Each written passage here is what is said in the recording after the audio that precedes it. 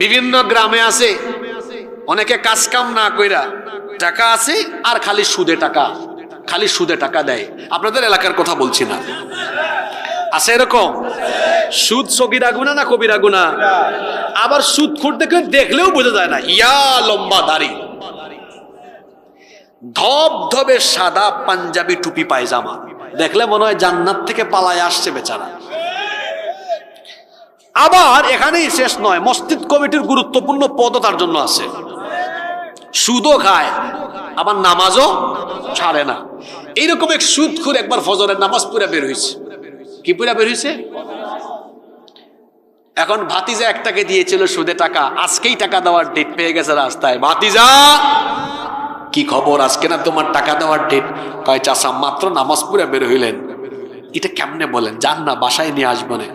এখন সুদে টাকা দিলে কি হবে, এদিকে নামাজও ঠিক, ওইদিকে বাড়িতে গিয়ে আবার কোরআন তিলাওয়াত। ঘটনাক্রমে ওই দিন বাড়িতে গিয়া চিহ্ন দিয়ে রাখছিল, তিলাওয়াত করতে করতে আসছি এই আয়াতে, ইয়া আইয়ুহাল্লাযীনা আমানু লা তাকুলুর রিবা আদআফাম মুদাআফা। আলেমরা বুঝছেন কিসের আয়াত এটা।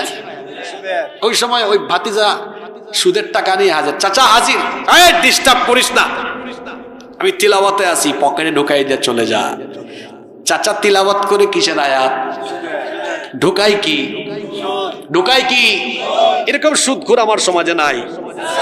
সুদ হলো মারাত্মক কবিরা গুনাহ। যারা সুদের সাথে সম্পৃক্ত, আল্লাহর নবী বলেছেন যারা সুদ দেয়, যারা সুদ নেয়, যারা সুদের সাক্ষী হয় এবং যারা সুদ লিখে রাখে, সকলের উপরে লানত করেছেন মুহাম্মদ সাল্লাল্লাহু আলাইহি ওয়াসাল্লাম। যারা সুদের সাথে সম্পৃক্ত এরা আল্লাহ আর রাসূলের সাথে যুদ্ধ ঘোষণা করে দিয়েছে। কোরআনে কারীমে আল্লাহ বলেছেন যারা সুদের সাথে সম্পৃক্ত এরা শয়তানের আসর করা রোগীর মতো কিয়ামতের ময়দানে হাজির হবে। আল্লাহর নবী বলেছেন সুদের 70টারও বেশি গুনাহ আছে, তার মধ্যে সর্বনিম্ন গুনাহ হলো নিজের মায়ের সাথে জিনা করা। সুদখোররা কত খারাপ। আবার অন্য হাদিসে এসেছে আল্লাহর নবী বলেছেন যে ব্যক্তি 1 দিরহাম সুদ খায়, 36 বার জিনা করলে যে অপরাধ হয়, 1 দিরহাম সুদ খাইলে 36 বার জিনা করার সমান অপরাধ হয়। নাউযুবিল্লাহি মিন। অনেকে ঘুষ খায়, এটার নাম দিয়েছে আবার চেঞ্জ করে, কয় টেবিল মানি, স্পিড মানি। ফাইল নিয়ে গিয়েছে টেবিলে অফিসার, প্রশ্ন করে আপনার ফাইলটা কি স্লোলি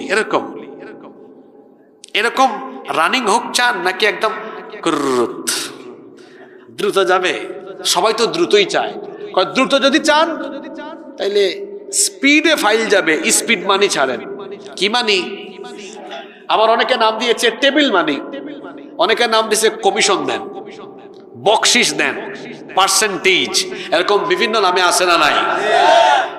লাআনা রাসূলুল্লাহ সাল্লাল্লাহু আলাইহি ওয়াসাল্লাম আর-রাশি ওয়াল মুরতাশি। ঘুষ যে দেয় এবং নেয় এদের উপরে লানত করেছেন মুহাম্মদ সাল্লাল্লাহু। সুদ খায়, ঘুষ খায়, চাঁদাবাজি করে, টেন্ডারবাজি করে, জনগণের মাল চুরি করে খায়, অবৈধ হারাম পথে যারা টাকা পয়সা উপার্জন করে, এই হারামের ভেতরে এরা কোনো আরাম পাবে? হারাম খাবে, তার রোগবালাই ধরবে, তার বউ বাচ্চার অসুবিধা থাকবে, তার পরিবারে এমন অসুবিধা থাকবে, এই হারাম টাকা পয়সা তার টিকবে না।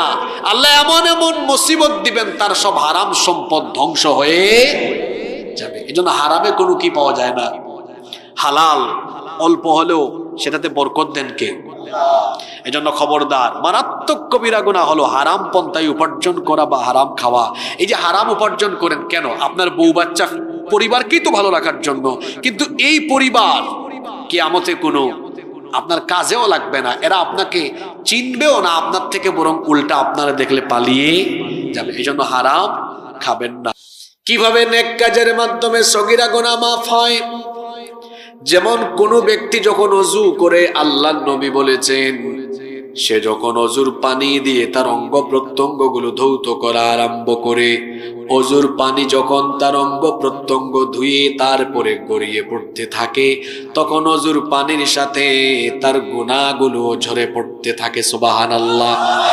যেমন কোন ব্যক্তি অজু করার সময় কুলি করছে, মুখে পানি নিয়ে তারপরে পানি ফেললো, পানি মুখ থেকে যখন বের হয় তার জবানের সগীরা গুনাহ মাফ হয়।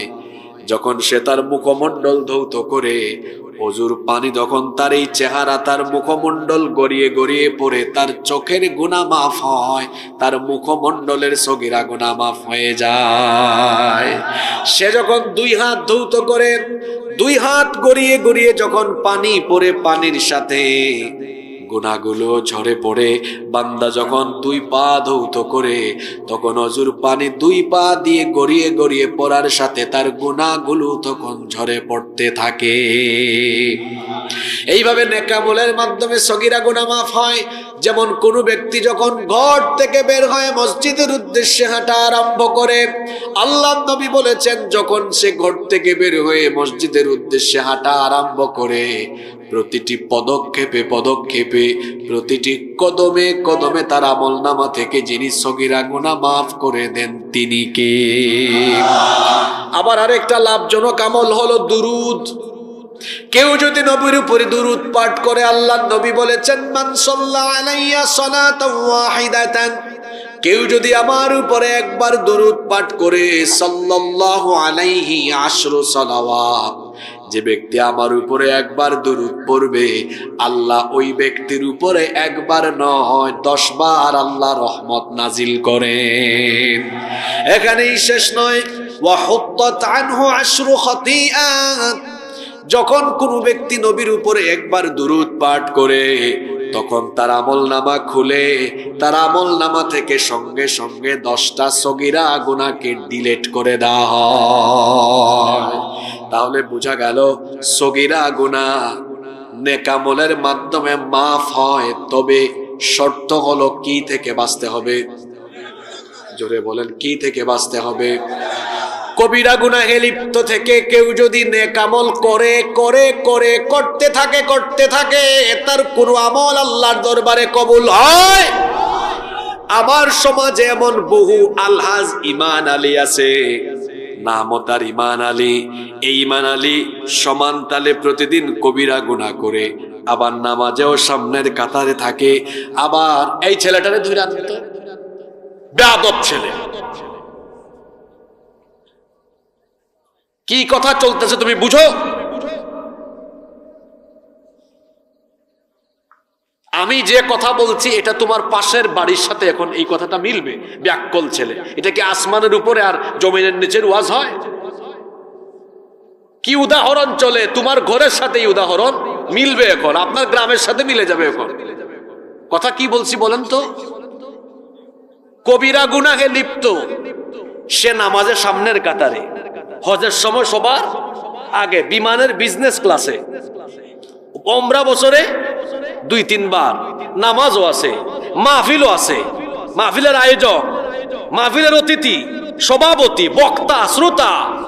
কিন্তু কবিরা গুনাহ, কিরকম কবিরা গুনাহ করছে? ও সুদ খায়, ও ঘুষ খায়, মিলে মিলে ও চাঁদাবাজি করে, ও আলগা পয়সা খায়, ও মানুষের রক্ত ঝরায়, ও মানুষ খুন করে। আজান হলে আবার ইমান আলীর সামনের কাতারেও আসে। বুঝছেন কারবার? আমার দেশে এমন বহু মসজিদ কমিটির সভাপতি আছে, সে মসজিদেরও সভাপতি, আর এলাকায় সুদকুর ঘুষদেরও সে ওই কমিটির একদম সভাপতি। এদিকেও আছে বাজান, ওইদিকেও। এত গুরুত্বপূর্ণ কথা চলে যায়, আপনি ঘুমায় আছেন। হ্যাঁ, আজকের সব ওয়াজ তো আপনার এলাকার সাথে মিলবে, আপনি ঘুমাইলে চলবে? কি কথা বলেছি? কবিরা গুনাহে যদি কেউ লিপ্ত থাকে তার কোন নেক আমল আল্লাহর দরবারে কবুল। এক ইমান আলী, আমি নাম ইমান আলী বললাম কেন? কারণ আমার দেশে বহু মানুষের নামের সাথে কামের কোনো মিল নাই। বাবা নাম রেখেছে ফজর আলী, কিন্তু ফজর আলীর ফজরের নামাজ নাই, ঘুম থেকে উঠে সকাল 10টায়। বাবা নাম রেখেছে জোহর আলী, জোহর আলী জোহরের নামাজে একদিনও যায় না। বাবা নাম রেখেছে রমজান আলী, কিন্তু রমজান আলী রমজান মাসে দুপুর বেলা গাঞ্জা টানে। বাবা নাম রেখেছে কুরবান আলী, সামর্থ্য আছে কিন্তু কিপটা বেটা কুরবানি দেয় না। বাবা নাম রেখেছে ইমান আলী, হজ করে ইমান আলী নামের আগে লাগিয়েছে হাজি ইমান আলী। 2বার 3বার করার পরে বলে আমি কি আর হাজি আছি নাকি? 2বার ডবল ট্রিপল হয়ে গিয়েছে, এখন আমারে আলহাজ লাগাও।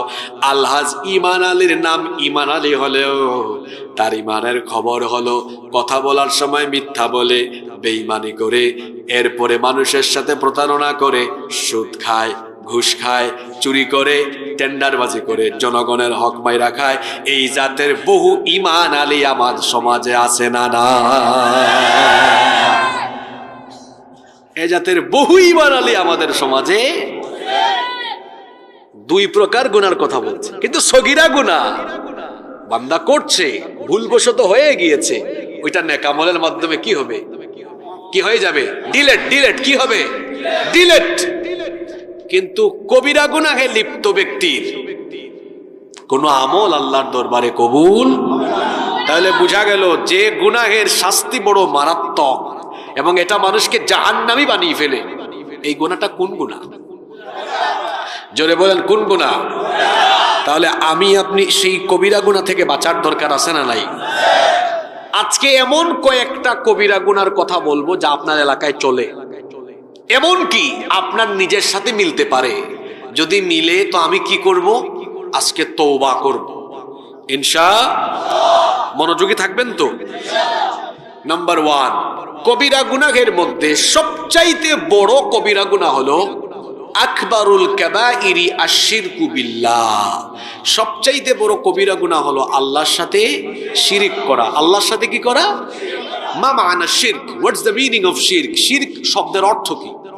শিরক শব্দের অর্থ হলো, শিরক মানে হলো আল্লাহর একত্ববাদে, তার নাম বা গুণাবলীতে, তার ইবাদতে বা তার সার্বভৌম ক্ষমতায় যদি তার সাথে অন্য কাউকে সমকক্ষ সাব্যস্ত করা হয়, তাহলে সেটা হবে আল্লাহর সাথে কি করা? জোরে বলেন, কি করা? যে ব্যক্তি শিরকে লিপ্ত, আপনারা বলবেন হুজুর আমরা কেউ শিরক করি না এই এলাকায়, আমরা সবাই এক আল্লাহয় বিশ্বাসী। একটু পরে বুঝবেন গো কেমনে মিলে যায়, কত শিরক আছে। মনোযোগ থাকবে তো? সেটা বলার আগে বলছি যে শিরকে লিপ্ত ব্যক্তির ক্ষতি হলো 3টা। কয়টা ক্ষতি? 1 নম্বর, যে ব্যক্তি শিরকে লিপ্ত সেই ব্যক্তি আল্লাহর ক্ষমা থেকে বঞ্চিত। আমি প্রতিটা পয়েন্টের সাথে আয়াত, সূরা নাম্বার, আয়াত নাম্বার বলে দিব, বাড়ি গিয়ে মিলায় নেবেন। কোরআনে কারীমের 4 নম্বর সূরা সূরাতুন নিসা-এর 48 নম্বর আয়াতে রব্বুল আলামিন বলছেন, ইন্নাল্লাহা লা ইয়াগফিরু আন ইউশরাকা বিহি ওয়া ইয়াগফিরু মা দুনা যালিকা লিমান ইয়াশা ওয়া মান ইউশরিক বিল্লাহি ফাকাদ ইফতারা ইসমান আযীমা। রব্বুল আলামিন বলছেন, নিশ্চয়ই আল্লাহ শিরকের গুনাহ ছাড়া অন্য যে কোনো গুনাহ মাফ করে দেন, কিন্তু শিরকের গুনাহ তিনি ক্ষমা করেন না। যে ব্যক্তি আল্লাহর ব্যাপারে মিথ্যারোপ করে, আল্লাহর সাথে শিরক করে, সে জঘন্য গুনাহে লিপ্ত। আর এই গুনাহে, এই শিরকে যে ব্যক্তি লিপ্ত, সে আল্লাহর ক্ষমা থেকে বঞ্চিত। আপনারা বলেন তো, যে ব্যক্তি আল্লাহর ক্ষমা থেকে বঞ্চিত সে কি জান্নাতের গন্ধ পাবে নাকি?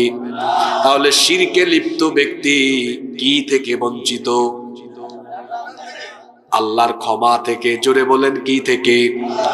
নাম্বার 2 নম্বর হলো, যে ব্যক্তি শিরকে লিপ্ত ওই ব্যক্তির সকল নেক আমল যিনি বাতিল করে দেন, বরবাদ করে দেন, তিনি কে? তার কোন নেক আমল আল্লাহ কবুল করেন না। কোরআনে কারীমের 39 নম্বর সূরা সূরাতুজ জুমারের 65 নম্বর আয়াতে রব্বুল আলামিন বলছেন, ওয়ালাকাদ উহিয়া ইলাইকা ওয়া ইলাল্লাযীনা মিন ক্বাবলিকা লাইন আশরাকতা লায়াহবাতান্না আমালুকা ওয়া লাতাকুনান্না মিনাল খাসিরিন। আল্লাহ তাআলা বলছেন, ও আমার হাবিব, অবশ্যই আমি আপনার উপরে এবং আপনার পূর্ববর্তী সকল পয়গম্বরের উপরে একই ধরনের ওহী নাযিল করেছি। যদি তারা আমার সাথে কাউকে শরীক করে তাহলে আমি তাদের সারা জীবনের সকল নেক আমলগুলো বাতিল করে দিব। তাহলে আমরা এই আয়াত থেকে জানতে পারলাম যে ব্যক্তি আল্লাহর সাথে শিরক করে তার সারা জীবনের নেক আমল যিনি বাতিল করে দেন তিনি কে? তার নামাজ, তার রোজা, তার হজ, তার যাকাত, তার দান সদকা, তার ওয়াজ মাহফিলের আয়োজন করা, ওয়াজ মাহফিলের বক্তা হওয়া, শ্রোতা হওয়া, সভাপতি হওয়া, অতিথি হওয়া, সবকিছু বাতিল যদি কোনোভাবে আল্লাহর সাথে কি হয়? জোরে বলেন কি হয়?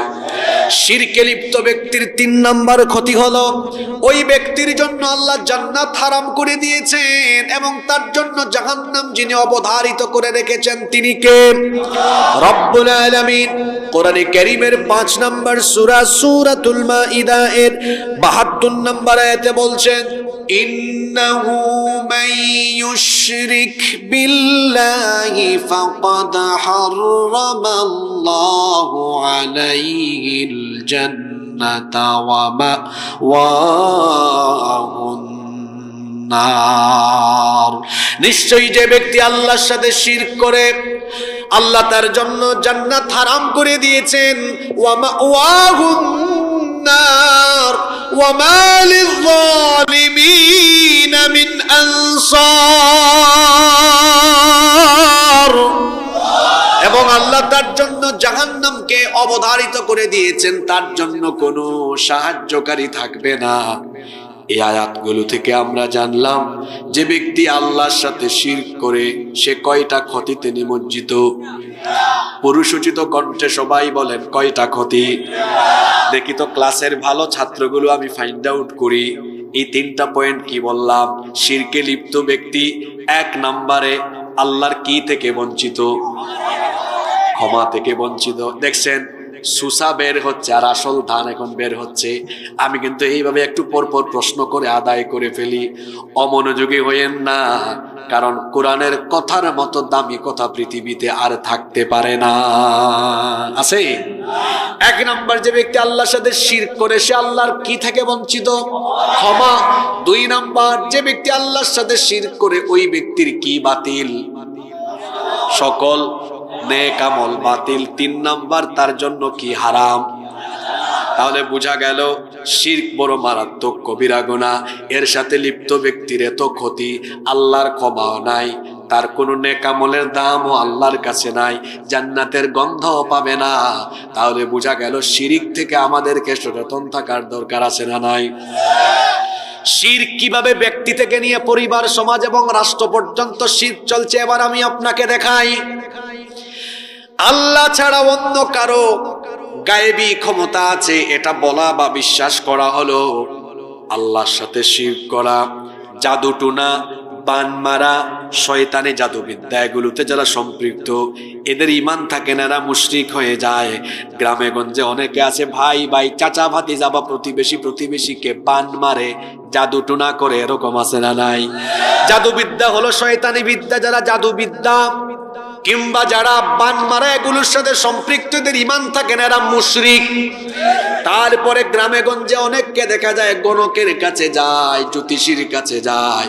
যে ব্যক্তি গণকের কাছে জ্যোতিষীর কাছে যায় তার ঈমান নাই। আল্লাহর নবী বলেছেন যে ব্যক্তি গণকের কাছে যায় 40 দিন পর্যন্ত তার কোনো নামাজ কবুল হয়, ঈমান চলে যায়, তওবা না করলে তার ইবাদত আর কবুলই হবে না। আজকে শিরক কিভাবে চলছে দেখেন। আল্লাহ যেটা দিতে পারেন, আল্লাহ যেটা করতে পারেন, এটা অন্য কেউ দিতে পারে বা করতে পারে এটা বিশ্বাস করা হলো আল্লাহর সাথে শিরক করা। যেমন যেমন সন্তান দেওয়ার মালিক কে? কেউ যদি কোনো জিন্দা পীর বা মুর্দা পীরের কাছে গিয়ে সন্তান চায় তার ঈমান। আজকে শিরক একদম ব্যক্তি থেকে নিয়ে শুরু হয়ে রাষ্ট্র পর্যন্ত, আপনার রাষ্ট্রীয় পর্যায়ে শিরক হচ্ছে আপনার কোনো খবরও। তাওহীদের বৈপরীত্যের ভিত্তিতে শিরক 3 প্রকার। আবার শিরক হলো মোট কথায় সহজ অর্থে 2 প্রকার, শিরকে আকবার এবং আসগার। তাওহীদের বৈপরীত্যের ভিত্তিতে এটা আবার 3 প্রকার। এর মধ্যে একটা প্রকার হলো আশ-শিরকু ফিল ইবাদা, আল্লাহর ইবাদতে শিরক করা। আজকে আপনার দেশের সর্বোচ্চ পর্যায়ে আল্লাহর ইবাদতের সাথে শিরক হয়, কারো কোনো খবর নাই। আগে ঠিক কইলেন না, কিসের ঠিক কইলেন? আমি কি বলছি কেমনে হয় বলাই তারপরে ঠিক বললেন। আজকে আল্লাহর ইবাদতের সাথেও কি হয়? কিভাবে হচ্ছে? আচ্ছা, হালাল হারামের ইখতিয়ার কার? নাকি আমার আপনার? কিভাবে রাষ্ট্রীয় পর্যায়ে শিরক হচ্ছে দেখাই। আল্লাহ করেছেন হালাল, রাষ্ট্র করেছে হারাম। আল্লাহ করেছেন হারাম, রাষ্ট্র করেছে। বেশ উদাহরণ আছে, কয়েকটা দেই। আপনাদের এই রামপুরে যদি 17 বছরের মুন্না 15 বছরের মুন্নিকে বিয়ে করে ফেলে, আপনাদের দেশের আইনে এটা কি জায়েজ কাজ না অপরাধ? কথা বলছেন না কেন? এটার নাম কি জানি দিয়েছে? বাল্য বিবাহ। কিন্তু আল্লাহর আইনে এটা কি অপরাধ? কথা বলেন। এটা হলো বালেগ বিবাহ। কি বিবাহ? আল্লাহ করেছেন হালাল, আপনি করলেন কি? উল্টায় দেন তো এবার। লাউ তোলা, ঝাউ তোলা, বটতলা, আম গাছ তোলা। মুন্না 17 বছরের মুন্না 15 বছরের মুন্নিরে বুট খাওয়ায় দেয়, বাদাম খাওয়ায় দেয়, দুইটা একটা একটা হাত ধরে কবুতরের জুরার মতো বসে থাকে, মাখামাখি ঢলাঢলি করে। আল্লাহর আইনে অপরাধ এবং হারাম। আল্লাহর আইনে, আপনাদের দেশের আইনে ব্যাপারই না।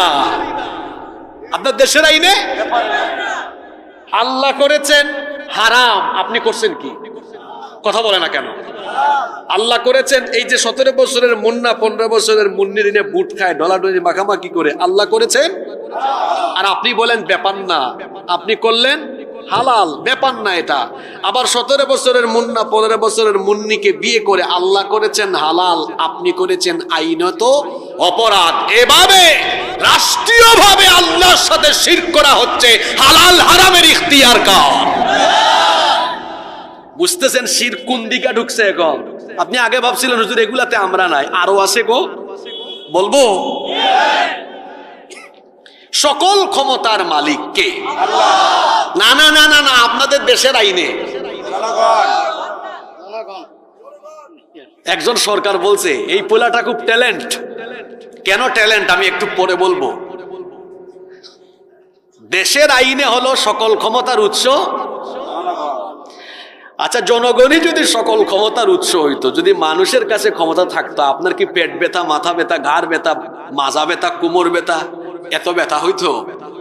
জ্বর, সর্দি, কাশি, আলসার, ক্যান্সার, করোনা, ওমিক্রন, কুমিক্রন, ডুমিক্রন, এগুলা হইতো? তার মানে আপনার নিজের শরীরের উপরই আপনার কোনো নিয়ন্ত্রণ বা ক্ষমতা নাই। আপনি কেমনে সকল ক্ষমতার মালিক হন? ক্ষমতার নামে তো আল্লাহ কোরআনে একটা সূরাই দিয়েছেন। এটা কোরআনে কারীমের 67 নম্বর সূরা। সূরার নাম সূরা মুলক। সূরার নাম সূরা মুলক। শব্দের অর্থ হলো পাওয়ার, অথরিটি, সভরেন্টি। মুলক মানে হলো ক্ষমতা, রাজত্ব, কর্তৃত্ব, সার্বভৌমত্ব। সার্বভৌম ক্ষমতার একমাত্র মালিক যিনি, তিনি কে? আল্লাহ। এই ক্ষমতার সূরা আল্লাহ শুরু করলেন কিভাবে? তাবারাকাল্লাযী বিয়াদিহিল মুলকু ওয়া হুয়া আলা কুল্লি শাইইন কাদির। বরকতময় সুমহান সেই সত্তা যার হাতে সকল ক্ষমতা। সকল ক্ষমতার মালিক যিনি, গলার আওয়াজ বড় করে বলেন তিনি কে? ওই পুলার কথায় চলে যায়, ট্যালেন্ট। সে বলেছে সরকার। যারা বলে মানুষ সকল ক্ষমতার মালিক, সকল ক্ষমতার উৎস জনগণ, এরা জনগণকে পাম দেয়। পাম দিয়া ভোট আদায় করে। ভোট আদায় করে ওই ছেলের মতো, সে যেটা বলছে তার জবাবটা সঠিক। তারপর কিসের জনগণ ক্ষমতার মালিক? তখন তারা নিজেদেরকে ক্ষমতার একচ্ছত্র মালিক মনে করে। জনগণকে তারা নির্যাতনে পিষ্ট করে এমন ভাবে যে জনগণের পয়সায় কেনা গুলি তখন জনগণের বুকের উপর তারা চাপায়া দেয়। এই হলো এদের আসল চরিত্র। এই হলো এদের। আপনার সামনে এসে আপনারা ক্ষমতার মালিক বানায়, সব ক্ষমতার মালিক আপনারা। এটা হচ্ছে আপনাদের থেকে ভোট নেওয়ার একটা টেকনিক, ভোট নেওয়ার একটা, নেওয়ার পরে আর ক্ষমতার মালিক আপনাদেরকে বানায়, একদম পিটায়, গণহত্যা চালায়। বের হলেই দেখেন নাই গত 15 বছরে ফেরাউনের দল যেই বের হয়েছে বুকের উপরে গুলি চালিয়ে ঝাঁঝরা করে দিয়েছে। এই হলো তাদের আসল চরিত্র। এই হলো তাদের। যারা বলে আপনাদের এলাকায় যদি কোন নেতা এইটা বলে সকল ক্ষমতার মালিক জনগণ, তারে বলবেন আবার ওযু কইরা আসো। ওযু কইরা আবার তওবা করে ঈমান আনো, নইলে তোমার মতো নেতাকে এই মনোহরদিতে আমরা ঢুকতেও দিব না। সকল ক্ষমতার মালিক কে? আল্লাহ। তিনি যাকে চান ক্ষমতা দেন, যাকে চান ক্ষমতা থেকে আবার নামাতে পারেন, যাকে চান ক্ষমতা দিয়ে একটু ঢিল মারেন, লুজ করে দেন রশিটা, দেখি তুই কি করতে পারস। আমরা 15 বছর ধরে ওয়াজ শোনাইছি আপনাদেরকে যে জুলুমের পরিণতি ভালো হয়। আপনারা অধৈর্য হয়ে গিয়েছিলেন। আমরা বলেছিলাম পৃথিবীতে আল্লাহ কোন জালিমকে ইজ্জতের সাথে বিদায় হতে দেন নাই, সব জালিমকে আল্লাহ বেইজ্জত করেছেন। আমার দেশেও যারা জুলুমের সীমা ছাড়িয়ে গিয়েছিল, এদেশের ছাত্র জনতা তাদেরকে তাদের মামু বাড়িতে নির্বাসিত করে দিয়েছে।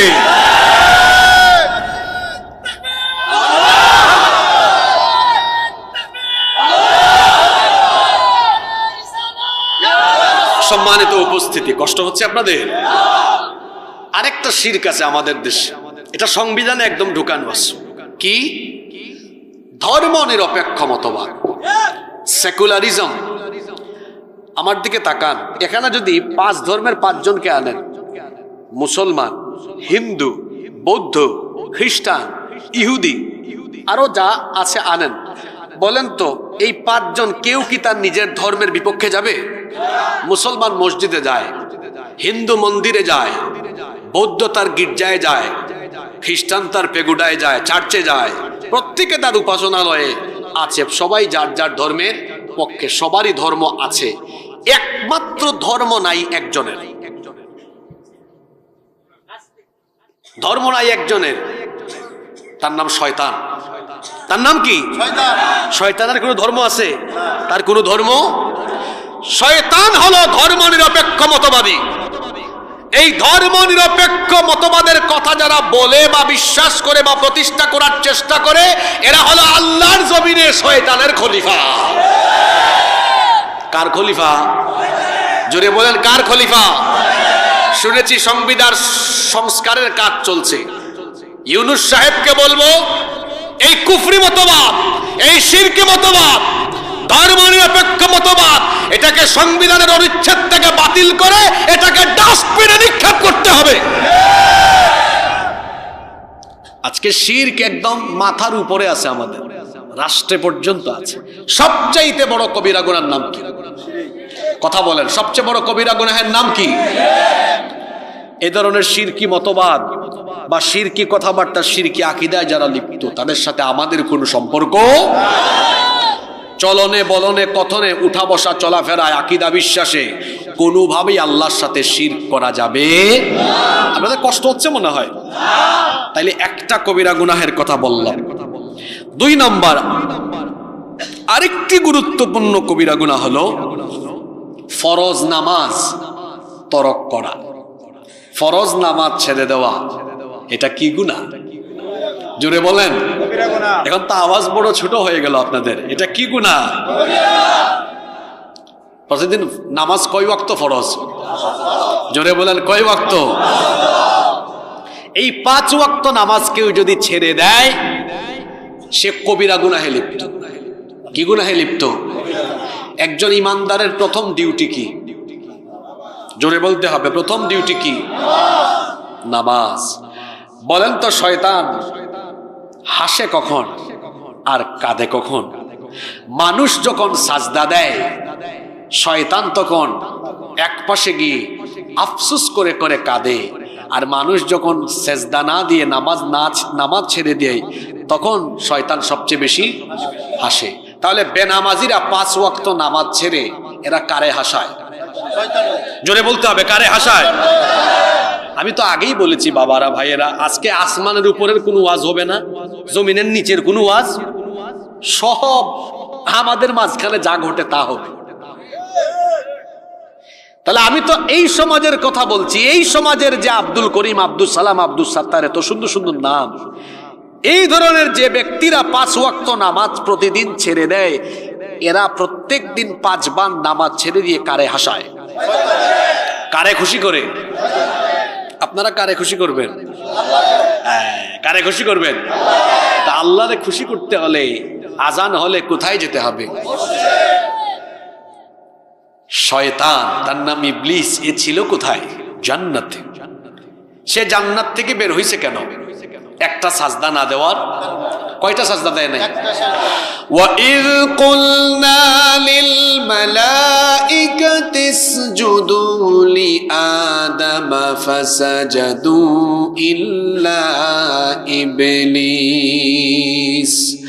আর স্মরণ করো যখন তোমার রব ফেরেশতাদেরকে বললেন তোমরা আমার বানানো আদমকে সাজদা দাও, সবাই সাজদা দিল, একজন সাজদা দেয় নাই। যে সাজদা দেয় নাই তার নাম হলো, একটা সাজদা না দিয়ে ইবলিসের ক্ষতি হলো 5টা। জোরে বলেন কয়টা? কি কি ক্ষতি হলো? 1, আবা ওয়াস্তাকবারা ওয়া কানা মিনাল কাফিরিন। 1 নাম্বার ক্ষতি হলো সে আল্লাহর বাধ্যগত রইল না, আল্লাহর আদেশ অস্বীকার করে অমান্য করে সে আল্লাহর অবাধ্য হলো। 2 নাম্বার ওয়াস্তাকবারা, সে অহংকারী হয়ে গেল। 3 নাম্বার ওয়া কানা মিনাল কাফিরিন, সে কাফিরে পরিণত হয়ে গেল। 4 নাম্বার আল্লাহ বলছেন যখন সে আল্লাহকে সাজদা দেয় না, আল্লাহ বলেছেন ফাখরুজ মিনহা, জান্নাত থেকে বের হ, ফা ইন্নাকা রাজিম, আজকে থেকে তুই বিতাড়িত। 4 নাম্বার ক্ষতি হলো জান্নাত থেকে সে বিতাড়িত হলো। 5 নাম্বার ক্ষতি হলো ইবলিস অভিশপ্ত হলো। ইবলিস আল্লাহকে সাজদা দেয় নাই। কয়টা ক্ষতি হইল? কয়টা? দেখি তো। 1 নাম্বার সে আল্লাহর বাধ্য না অবাধ্য? সে অহংকারী। 3 নাম্বার সে কাফির। 4 নাম্বার জান্নাত থেকে বিতাড়িত। 5 নাম্বার হলো অভিশপ্ত, লানত প্রাপ্ত।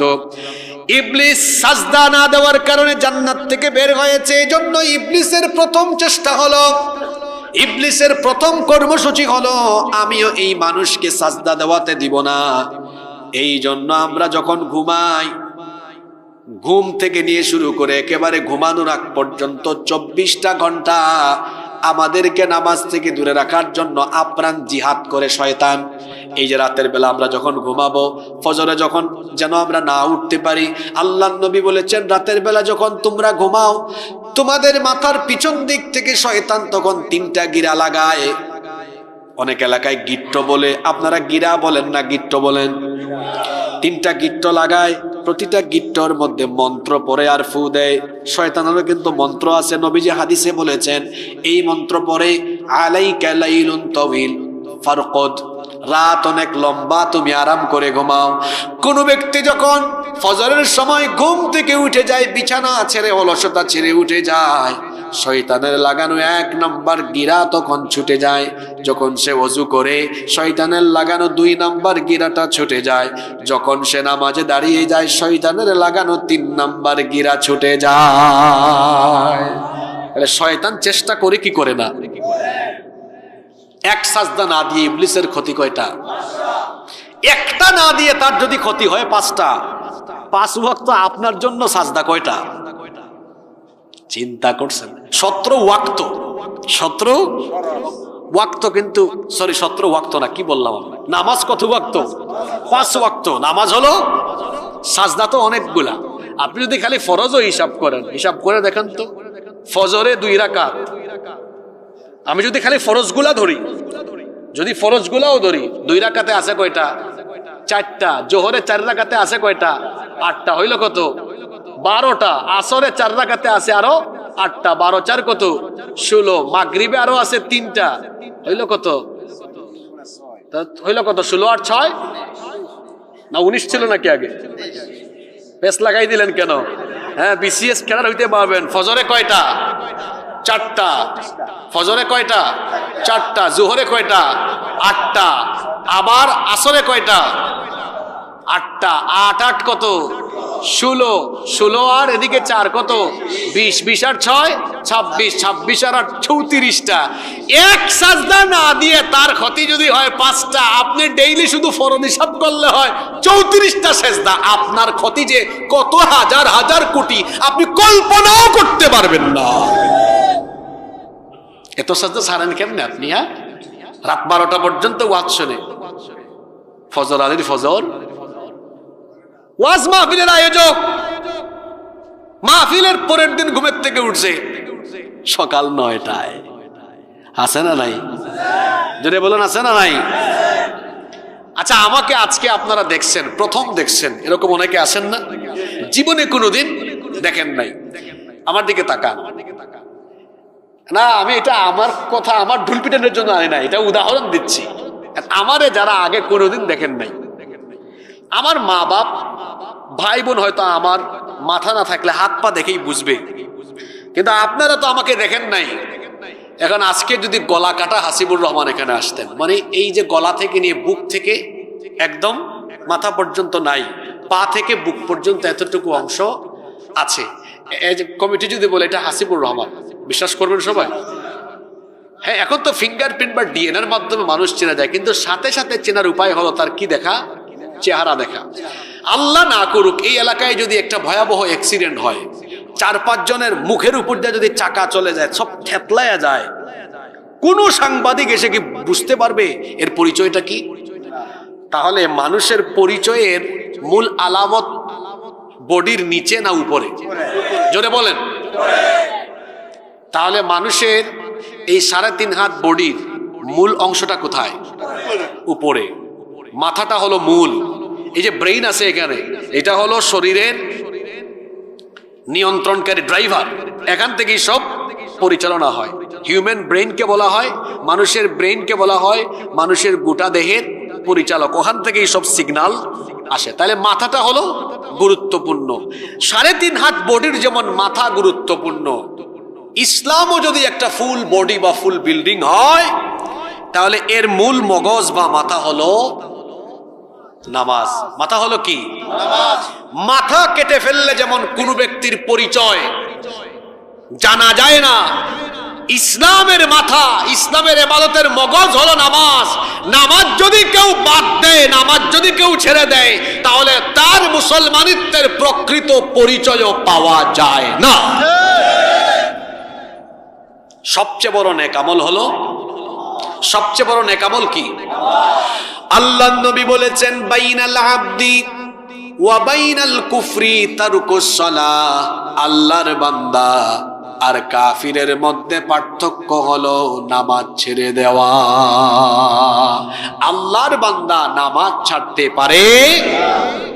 নামাজ তো শুধু সেজদার জায়গা না, এটা হচ্ছে আল্লাহর সাথে বান্দার প্রেমের আলাপন। সুবহানাল্লাহ পড়েন। কি কঠিন আলাপন! আপনারা এটা বুঝেন না তো, নামাজে যে আল্লাহ আপনার সাথে আলাপ করেন এটা বুঝেন না, আপনারা ফিল করেন না। এই জন্য দেখা যায় নামাজে দাঁড়ায় মশার কামড় বুঝে। আর ওই দিকে ঘটনা একটা মনে পড়ছে, বলবো বলবো বলবো আলী রাদিয়াল্লাহু আনহু যুদ্ধের ময়দানে তার পায়ে তীর ঢুকে গেছে। কি ঢুকে গিয়েছে? এখন সাহাবীরা এই তীর খোলার জন্য চেষ্টা করে, যখনই টান দেয় ব্যথা। আল্লাহ রসুল দেখলেন, বললেন থামো, একটু পরে আজান হবে। সাহাবীরা বলেন আজান হলে কি হবে? কয় দেখবা কারবার। আলী তখন নামাজে দাঁড়াবে, তখন এটা খুলবা। আজান হলো, আলী রাদিয়াল্লাহু আনহু নামাজে দাঁড়ালেন। নবীজি বললেন যাও, পা থেকে তীরটা খোলো। যেই তীর নামাজের আগে খুলতে গিয়ে বারবার তিনি উহ আহ শব্দ করেছেন, ছটফট করেছেন, সেই তীর নামাজের ভেতরে সাহাবীরা টাইনা টাইনা বের করছে, তিনি একবার উহ আহ আওয়াজও করেন নাই। নামাজের পরে তাকে জিজ্ঞেস করা হলো, বুঝলাম না, আপনি নামাজের আগে উহ আহ ছটফট করলেন, তীর বের করতে দিলেন না, এখন যে নামাজে আপনার তীর বের করলাম আপনি টেরও পাইলেন না। কই কি বলো, তাই নাকি? পার দিকে তাকায় দেখে তীর নাই। তখন তিনি বললেন, আসল ব্যাপার হলো আমি যখন নামাজে দাঁড়াই তখন তো আমি আমার রবের দিকে মনোনিবেশ করি, তার সাথে আমি যখন কথা বলি আমি তখন দুনিয়ার কোনো হুশ আমার মধ্যে থাকে না, আমি আমার রবের প্রেমে তখন মশগুল মাতোয়ারা হয়ে যায়। এই হলো আলী রাদিয়াল্লাহু আনহু নামাজ। আর আমাদের নামাজ কেমন? আল্লাহু আকবার। আলহামদুলিল্লাহি রাব্বিল আলামিন। মশার কামড় কি পাইছে? টের পাইছে। ঘটনা আরেকটা মনে হইছে, বলবো? আবু হানিফা রহমতুল্লাহ আলাইহি, ইমামুল আযম, তিনি রাতের বেলা তাহাজ্জুদের নামাজে দাঁড়িয়েছেন। কিসের নামাজে দাঁড়িয়েছেন? সকল নেককার ব্যক্তিদের সিক্রেট আমল হলো তাহাজ্জুদের নামাজ। এটি মানুষকে আল্লাহর নৈকট্যশীল, নিকটবর্তী, প্রিয় বান্দায় পরিণত করে দেয়। সুবহানাল্লাহ পড়েন। আল্লাহ আমাদেরকে তাহাজ্জুদ গুজারি বানিয়ে দাও। রাতের বেলা দাঁড়িয়েছেন কোন নামাজে?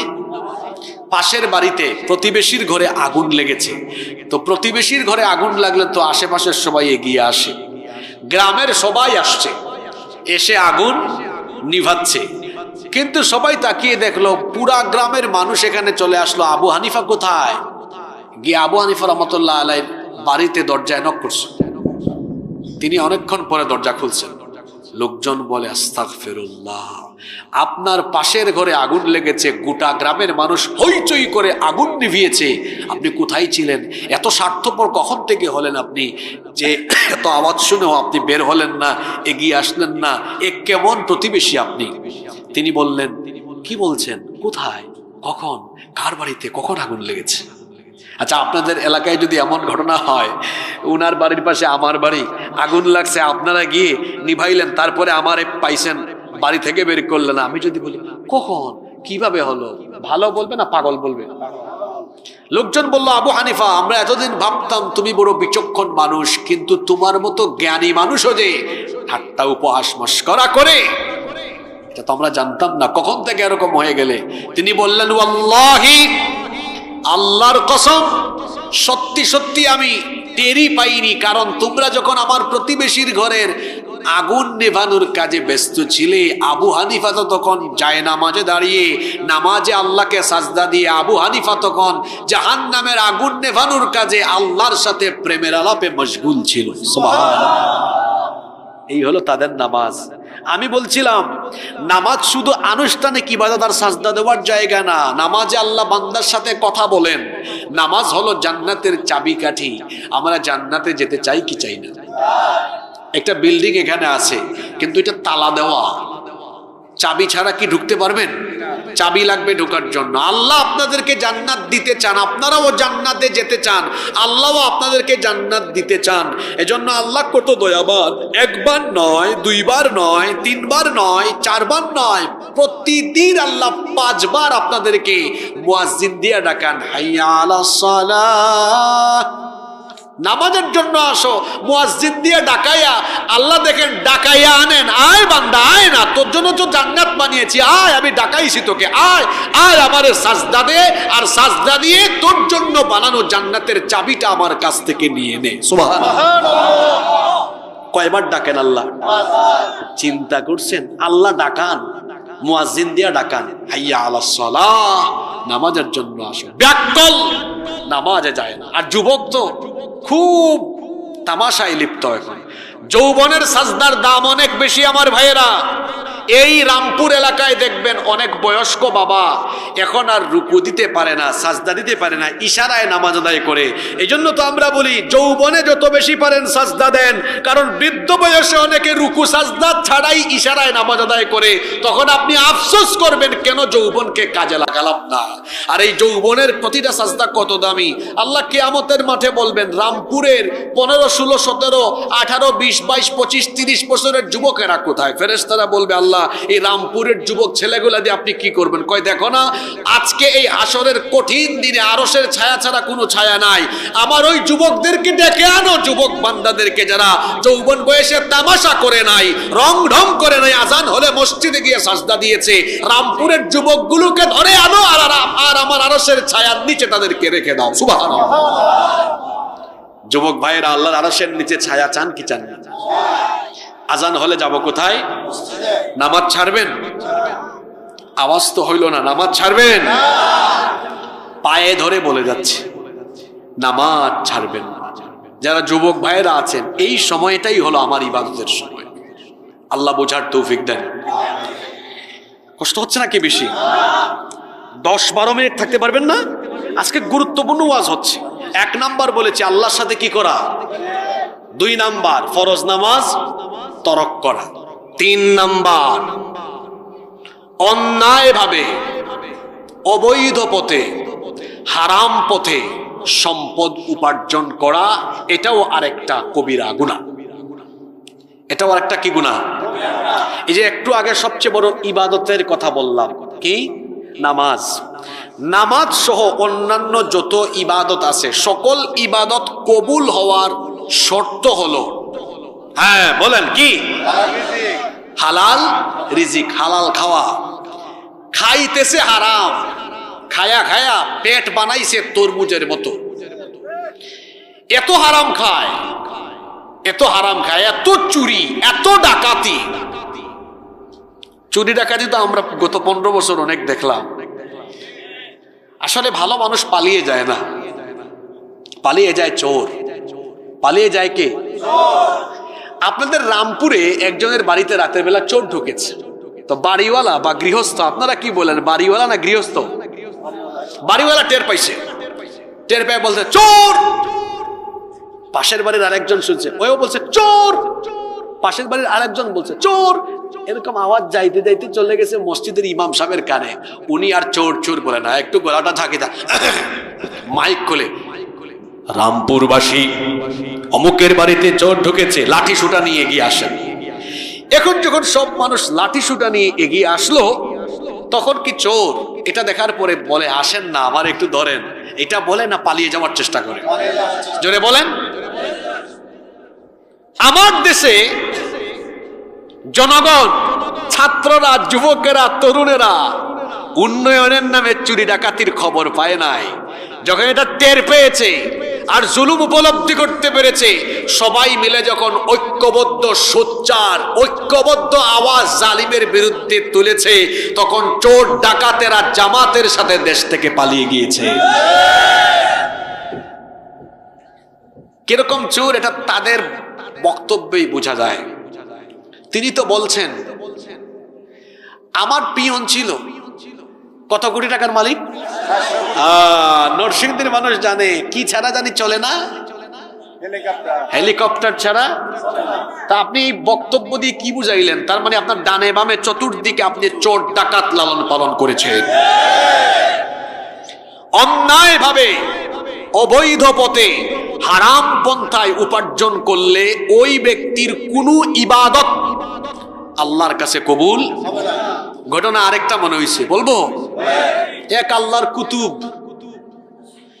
সব অবৈধ পথে, হারাম পথে পয়সা উপার্জন করে।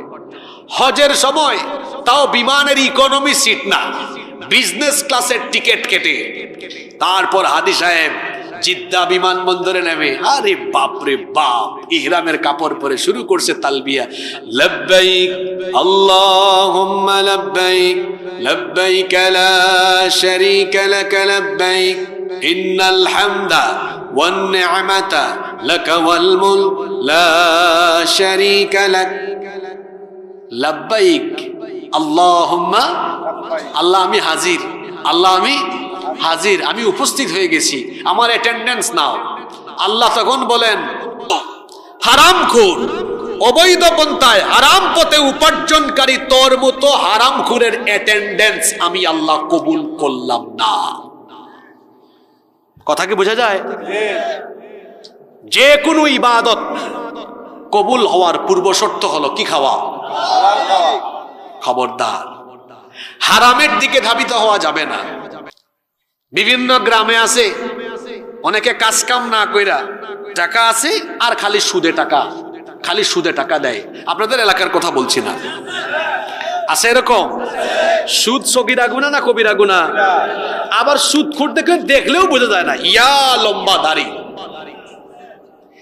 ধবধবে সাদা পাঞ্জাবি টুপি পায়জামা, দেখলে মনে হয় জান্নাত থেকে পালায় আসছে বেচারা। আবার এখানেই শেষ নয়, মসজিদ কমিটির গুরুত্বপূর্ণ পদও তার জন্য আছে। সুদও খায় আবার নামাজও ছাড়ে না। এইরকম এক সুদখোর একবার ফজরের নামাজ পড়ে বের হয়েছে। কি পড়ে বের হয়েছে? এখন ভাতিজা একটাকে দিয়েছিল সুদে টাকা, আজকেই টাকা দেওয়ার ডেট পেয়ে গেছে রাস্তায়। ভাতিজা কি খবর, আজকে না তোমার টাকা দেওয়ার ডেট? কয় চাচা মাত্র নামাজ পড়ে বের হইলেন। এটা কেমনে বলেন, যান না বাসায় নিয়ে আসবো না। এখন সুদে টাকা দিলে কি হবে? এদিকে নামাজও ঠিক, ওইদিকে বাড়িতে গিয়ে আবার কোরআন তিলাওয়াত। ঘটনাক্রমে ওই দিন বাড়িতে গিয়া চিহ্ন দিয়ে রাখছিল, তিলাওয়াত করতে করতে আসছি এই আয়াতে, ইয়া আইয়ুহাল্লাযীনা আমানু লা তাকুলুর রিবা আদআফাম মুদাআফা। আলেমরা বুঝছেন কিসের আয়াত এটা? ওই সময় ওই ভাতিজা সুদের টাকা নিয়ে হাজির, চাচা হাজির, এই ডিস্টার্ব করিস না, আমি তিলাওয়াতে আছি, পকেটে ঢুকাই দিয়ে চলে যা। চাচা তিলাওয়াত করে কিসের আয়াত? ঢুকাই কি? ঢুকায় কি? এরকম সুদখোর আমার সমাজে নাই। সুদ হলো মারাত্মক কবিরা গুনাহ। যারা সুদের সাথে সম্পৃক্ত, আল্লাহর নবী বলেছেন যারা সুদ দেয়, যারা সুদ নেয়, যারা সুদের সাক্ষী হয় এবং যারা সুদ লিখে রাখে, সকলের উপরে লানত করেছেন মুহাম্মদ সাল্লাল্লাহু আলাইহি ওয়াসাল্লাম। যারা সুদের সাথে সম্পৃক্ত এরা আল্লাহ আর রাসূলের সাথে যুদ্ধ ঘোষণা করে দিয়েছে। কোরআনে কারীমে আল্লাহ বলেছেন যারা সুদের সাথে সম্পৃক্ত এরা শয়তানের আসর করা রোগীর মতো কিয়ামতের ময়দানে হাজির হবে। আল্লাহর নবী বলেছেন সুদের 70টারও বেশি গুনাহ আছে, তার মধ্যে সর্বনিম্ন গুনাহ হলো নিজের মায়ের সাথে জিনা করা। সুদখোররা কত খারাপ। আবার অন্য হাদিসে এসেছে আল্লাহর নবী বলেছেন যে ব্যক্তি 1 দিরহাম সুদ খায়, 36 বার জিনা করলে যে অপরাধ হয়, 1 দিরহাম সুদ খাইলে 36 বার জিনা করার সমান অপরাধ হয়। নাউযুবিল্লাহি মিন। অনেকে ঘুষ খায়, এটার নাম দিয়েছে আবার চেঞ্জ করে, কয় টেবিল মানি, স্পিড মানি। ফাইল নিয়ে গিয়েছে টেবিলে অফিসারে, প্রশ্ন করে আপনার ফাইলটা কি স্লোলি এরকম এরকম রানিং হোক চান নাকি একদম দ্রুত যাবে? সবাই তো দ্রুতই চায়। কয় দ্রুত যদি চান তাইলে স্পিডে ফাইল যাবে, স্পিড মানি ছাড়েন। কি মানি? আবার অনেকে নাম দিয়েছে টেবিল মানি, অনেকে নাম দিয়েছে কমিশন দেন, বকশিশ দেন, পার্সেন্টেজ, এরকম বিভিন্ন নামে আছে না নাই? লাআনা রাসূলুল্লাহ সাল্লাল্লাহু আলাইহি ওয়াসাল্লাম আর-রাশি ওয়াল মুরতাশি। ঘুষ যে দেয় এবং নেয় এদের উপরে লানত করেছেন মুহাম্মদ সাল্লাল্লাহু। সুদ খায়, ঘুষ খায়, চাঁদাবাজি করে, টেন্ডারবাজি করে, জনগণের মাল চুরি করে খায়, অবৈধ হারাম পথে যারা টাকা পয়সা উপার্জন করে, এই হারামের ভেতরে এরা কোনো আরাম পাবে? হারাম খাবে, তার রোগবালাই ধরবে, তার বউ বাচ্চার অসুবিধা থাকবে, তার পরিবারে এমন অসুবিধা থাকবে, এই হারাম টাকা পয়সা তার টিকবে না। আল্লাহ এমন এমন মুসিবত দিবেন, তার সব হারাম সম্পদ ধ্বংস হয়ে যাবে। এজন্য হারামে কোনো কি পাওয়া যায় না। হালাল অল্প হলেও সেটাতে বরকত দেন কে? এজন্য খবরদার, মারাত্মক কবিরা গুনাহ হলো হারাম পন্থায় উপার্জন করা বা হারাম খাওয়া। এই যে হারাম উপার্জন করেন কেন? আপনার বউ বাচ্চা পরিবারকেই তো ভালো রাখার জন্য, কিন্তু এই পরিবার কিয়ামতে কোনো আপনার কাজেও লাগবে না, এরা আপনাকে চিনবেও না, আপনার থেকে বরং উল্টা আপনারা দেখলে পালিয়ে যাবে। এই জন্য হারাম খাবেন না। আরো একটা কবিরা গুনার কথা বলে আপনাদেরকে নিয়ে মোনাজাত করবো ইনশাআল্লাহ। আজকে যে পয়েন্টগুলো বলছি এগুলা কি আসমানের উপরে জমিনের নিচের না একদম এখানে? 4 নাম্বারটা শুনেন, এটা আরো একদম খাপে খাপ মিলবে। 4 নাম্বার কবিরা গুনাহ হলো অন্যায়ভাবে মানুষের হক নষ্ট করা। মানুষের কি নষ্ট করা? কবিরা গুনাহ কি 4টাই না আরো বহুত আছে? আমি একদম কমন গুলা বললাম যেগুলা সমাজে অহরহ হরহামেশা চলছে। 4 নাম্বার কবিরা গুনাহ হলো মানুষের হক নষ্ট করা। কিয়ামতের দিন বিচার হবে 2 ভাবে। কয় ভাবে? একটা হলো হাক্কুল্লাহ, আল্লাহর হক, আর একটা হলো হাক্কুল ইবাদ, বান্দার হক। আল্লাহর হকের বিচার আরম্ভ হবে নামাজ দিয়ে। কি দিয়ে? আর বান্দার হকের বিচার আরম্ভ হবে অন্যায় ভাবে যারা মানুষের রক্ত জড়িয়েছে সেটা দিয়ে। এটাও মানুষের হক নষ্ট করা। আপনি কাউকে মিথ্যা মামলা দিয়ে জেলখানায় ঢুকাইলেন, নিরপরাধী মানুষকে আপনি অপরাধী বানায়া ফাঁসি দিয়ে মেরে ফেললেন, তারপরে আপনি আরেকজনের আইল ঠেলাঠেলি করলেন। অনেকের ঘরেও এখন হক নষ্ট হয়। বড় ভাই ছোট ভাইয়ের হক নষ্ট করে, বড় ভাই ছোট ভাই বোনদের সব জায়গায় সম্পদ মাইরা খায় ফেলে, আছে না নাই? প্রতিবেশীর হক নষ্ট করে, পিতামাতার হক নষ্ট করে, পিতামাতা সন্তানের হক নষ্ট করে, তারপর স্বামী স্ত্রীর হক নষ্ট করে, স্ত্রী স্বামীর হক নষ্ট করে, একজন আরেকজনের হক নষ্ট করে। এটা বড় মারাত্মক গুনাহ, এটা বড় সাংঘাতিক অপরাধ। এই অপরাধে যারা লিপ্ত থাকবে, আজকের সব ওয়াজ মনে রাখতে না পারলেও এই শেষের ভয়াবহ হাদিসটা মনে রেখে যান, তাহলে অন্তত এই 1-1.5 ঘন্টা বসে বসে শোনার মূল নির্যাসটা এখানে থাকবে। আশা করি আপনার জীবন পরিচালনার জন্য এই হাদিসটা হেদায়েতের জন্য যথেষ্ট হতে পারে। যেহেতু হাদিসটা গুরুত্বপূর্ণ, ঘুম টুম ছাড়াই দিয়া তারপর বলি, একবার আমার সাথে তাকবীর দেন তো, নারায়ে তাকবীর। একটু জুড়ে দেন যাতে ঘুম টুম সবার চলে যায়। নারায়ে তাকবীর, নারায়ে তাকবীর। এবার শেষ হাদিসটা শুনেন, তারপরে দোয়া করুন। নবীজি একদিন সাহাবীদেরকে নিয়ে বসে আছেন। কাদেরকে নিয়ে? শুনেন শুনেন, কাহিনীটা শুনেন। নবীজি সাহাবীদেরকে বললেন, আতাদরুনা মাল মুফলিস, আচ্ছা তোমরা কি জানো আমার উম্মতের সবচেয়ে অসহায় ব্যক্তিটি সম্পর্কে? কে আমার উম্মতের সবচেয়ে অসহায়?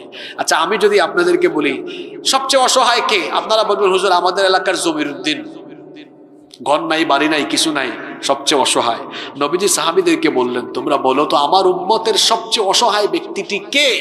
সাহাবীরা জবাবে বললেন, ইন্নাল মুফলিসা ফিনা মাল্লা দিরহাম লাহু ওয়ালা মাতা, আমাদের মধ্যে সেই ব্যক্তি অসহায় যার ঘর বাড়ি, মাতা মানে দুনিয়ার ভোগ্য সামগ্রী কিছুই নাই, যার সে হলো অসহায়। নবীজি বললেন, না, উত্তর ভুল। শুনতেছেন? সাহাবীরা বললেন, তাহলে সঠিক উত্তর কি? আপনি বলেন সবচেয়ে অসহায় কে? নবীজি বললেন, আমার উম্মতের সবচেয়ে অসহায় ব্যক্তি হলো সে যেই ব্যক্তি কিয়ামতের ময়দানে অনেক নেকি নিয়ে দাঁড়াবে, দাঁড়ানোর পরে তার এই অনেক নেক আমল কিছুক্ষণের মধ্যে বরবাদ হয়ে গিয়ে সে আমল শূন্য হয়ে জাহান্নামী হয়ে যাবে। এটা একটু বুঝায় বলি। আমার হাতে একটা পোস্টার দেখেন, এই পাশে লেখা আছে না? এই পাশে আছে। নবীজি বলছেন, আমার উম্মতের ওই ব্যক্তি অসহায় যে ব্যক্তি কিয়ামতের মাঠে দাঁড়াবে আর সবার হাতে তো আমলনামা দেওয়া হবে, তার হাতে আমলনামা দেওয়ার পর দেখা যাবে আমলনামায় শুধু নেকি আর নেকি আর, কিন্তু কিছুক্ষণের মধ্যেই আমলনামা ফুল ব্ল্যাঙ্ক, একদম কি হয়ে যাবে? এটা স্বাভাবিক না অস্বাভাবিক কথা? অস্বাভাবিক। সাহাবীরা বললেন, এটা কিভাবে সম্ভব?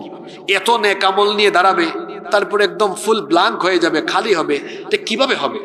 নবীজি তখন বললেন, এটা ওই ব্যক্তির হবে যে ব্যক্তি আল্লাহর হকের ব্যাপারে সচেতন থাকলেও মানুষের হকের ব্যাপারে গাফেল ছিল। আল্লাহর হকের ব্যাপারে সচেতন এরকম বহু মানুষ আছে, আপনি জিমাইয়ান না। কিরকম? আমার দেশে একজন কইছিল, আমি তো ঘুম থেকে উঠে যায় নামাজ খুঁজি। আরেকজন বলছে, আমি রাতের বেলা 70 রাকাত তাহাজ্জুদ পড়ি। আল্লাহর হকের ব্যাপারে যদি তার বক্তব্য সঠিক হয়, ওই দিকে হক ঠিক আছে, আর এই দিকে দিন হইলেই মানুষের বুকের উপর গুলি করে মানুষ হত্যা করে, নিরপরাধীকে ফাঁসি দিয়ে নিরপরাধ মানুষ হত্যা করে, মানুষের হক নষ্ট করে। যারা মানুষের হক নষ্ট করে আল্লাহর হক আদায় করলেও এরা আল্লাহর কাছে অপরাধী। আল্লাহর কাছে এরা কি? ওই জায়গায় থাকেন যেখানে ছিলাম আপনাদের কি, আল্লাহ বিচার করবেন। আল্লাহর হক যেগুলো আছে আপনি নষ্ট করেছেন, আল্লাহর যদি দয়া হয় কাউরে আল্লাহ মাফ করে দেন, আমাদের কিছু করার আছে? এক ব্যক্তি আল্লাহর হকের ব্যাপারে সচেতন, অনেক নেক আমল, ওই ব্যক্তি জান্নাতের জন্য প্রস্তুতি নেবে। আল্লাহ বলবেন, দাঁড়া, এই ব্যক্তি যত মানুষের হক নষ্ট করেছে আনো, কাঠগড়ায় দাঁড় করানো হবে। ওই যে ফাঁসি দিছিল নিরপরাধীকে, ওই যে আলেমদেরকে জেলখানায় ঢুকাইছিল, ওই যে তার বড় ভাই ছোট ভাইয়ের হক মাইরা খাইছে, ওই যে প্রতিবেশীর হক মাইরা খাইছে, আরেকজনের জায়গা জমি দখল করছে, আরেকজনকে মিথ্যা অপবাদ দিয়েছে, তারপর এলাকায় সালিশ করতে গিয়ে মীমাংসা করতে গিয়ে অন্যায় রায় দিয়ে মানুষের ক্ষতি করেছে, এমন বহু ডাকাত প্রতিটা গ্রামে আছে। আল্লাহ বলবেন সবগুলারে দাঁড় করাই দিবেন যাদের ক্ষতি করেছে। শুনতেছেন? এবার দাঁড় করানোর পরে আল্লাহ এদেরকে বলবেন, তোরা এর কাছে কি চাস? দুনিয়ায় তো তোরা বিচার পাস নাই, কারণ ক্ষমতা তার কাছে, এখন কি চাস? আজকে তো সব ক্ষমতা কার কাছে? এরা বলবে, আল্লাহ আজকে তো মানুষের টাকারও দরকার নাই, সম্পদেরও দরকার নাই, আজকে শুধু বাঁচার জন্য কি দরকার? কি দরকার? এক বুজুর্গ ব্যক্তিকে কিছু মানুষ গালিগালাজ করছিল, তিনি চুপচাপ। জিজ্ঞেস করলাম, এরা আপনাকে এত গালি দেয়, আপনার কি একটু খারাপ লাগে না? তিনি জবাবে বললেন, কেন খারাপ লাগবে? আমি তার জন্য আফসোস করতেছি যে সে আমল শূন্য হয়ে যাচ্ছে। আমি এমনিতে কম নেকির মানুষ, সে আমাকে গালি দিয়ে দিয়ে আমার হক নষ্ট করে আমার উপর জুলুম করছে, যার কারণে কিয়ামতের ময়দানে আমাকে তার অনেক আমল আমাকে দিয়ে তারপর পার পেতে হবে। আল্লাহু আকবার। এজন্য চুপচাপ থাকার মধ্যে সফলতা আছে। শোনেন, আল্লাহ বলবেন, তোমরা কি চাও? আল্লাহ টাকাও দরকার নাই, পয়সাও সম্পদও লাগবে না, আজকে কি লাগবে? আল্লাহ বলবেন, এই তোর ভাইয়ের হক নষ্ট করেছিস, সে আমল চাইছে, এই পরিমাণ আমল দে। তুমি কি? আল্লাহ আমাকে ফাঁসি দিছে অন্যায় ভাবে, দাও। এই ব্যক্তির নেকামল থেকে এবার নেকামল দেওয়া কি হচ্ছে? শুরু হচ্ছে ক্ষতিপূরণ হিসাবে। দিতে দিতে দিতে দিতে দিতে দিতে তার এই আমলের খাতা কি ওইদিকে পাওনাদারের লাইন এখনো এখনো। নবীজি বলেছেন এইভাবে নামাজ, রোজা, হজ, যাকাত, ওয়াজ মাহফিলে আসা যাওয়া সব ঠিকঠাক রাইখাও মানুষের হক নষ্ট করার কারণে কিয়ামতের দিন অনেক আমল থাকা সত্ত্বেও আমল শূন্য হয়ে যে ব্যক্তি জাহান্নামে যাবে সে হলো আমার উম্মতের সবচেয়ে বড় অসহায়। হাদিসটা বুঝতে পেরেছেন? তাহলে মানুষের হক নষ্ট করবেন, নিজের স্ত্রীর হক নষ্ট করবেন, নিজের সন্তানের হক নষ্ট করবেন না, নিজের ভাইয়ের হক, বোনের হক, প্রতিবেশীর হক, জনগণের হক, কারো হক কখনো নষ্ট করবেন না, নইলে আপনার সব নেক আমল কোনো কাজে লাগবে। আজকে কয়টা পয়েন্টের উপর আমি কথা বললাম? এই 4টা পয়েন্ট আসমানের উপরের, জমিনের নিচের, না এর মাঝখানের? দেখি বলেন তো। 1 নম্বর কবিরা গুনাহ নিয়ে আলোচনা করেছি। আল্লাহর সাথে শিরকে লিপ্ত ব্যক্তির কয় ক্ষতি? না 4টা নাও, আপনি পরে আসছেন, আপনার হাসি সুন্দর আছে। কয়টা? 3টা। আল্লাহর ক্ষমা পাবে, নেক আমল কাজে লাগবে, জান্নাত পাবে। 2 নাম্বার বলেছি ফরজ নামাজ তরক করা, ত্যাগ করা। আজকে ফজরের নামাজে সবাই আসবেন? কারা কারা আসবেন না? সবাই নামাজে আসবেন তো? আর নামাজ মরার আগ পর্যন্ত ছাড়বেন না। একটু আল্লাহকে দেখান তো। মাশাআল্লাহ, আল্লাহ সবাইকে কবুল করেন। 3 নাম্বার কি বলেছি? এই তো ভুলে গেছেন। কি খাওয়া? কি খাওয়া? কি খাওয়া? হালাল খাওয়া। 4 নাম্বার কি বলেছি? মানুষের হক। এই 4টা কাজের ভেতরেই আমাদের সফলতা আছে ইনশাআল্লাহ। এই 4টা কাজের উপরে আল্লাহর একত্ববাদে ইস্তেকামত থাকা, 2 নামাজের উপর অবিচল থাকা, নামাজ হেফাজত করা, 3 হালাল খাওয়া, 4 মানুষের হকের ব্যাপারে সচেতন থাকা। এই 4টা কাজ করতে পারলে আমরা নিজেদেরকে দুনিয়া আখিরাতে আমরা আল্লাহর ইচ্ছায় সফলতার দিকে আমরা ধাবিত হতে পারব ইনশাআল্লাহ। আল্লাহ আমাদেরকে আমলের তৌফিক দান করে।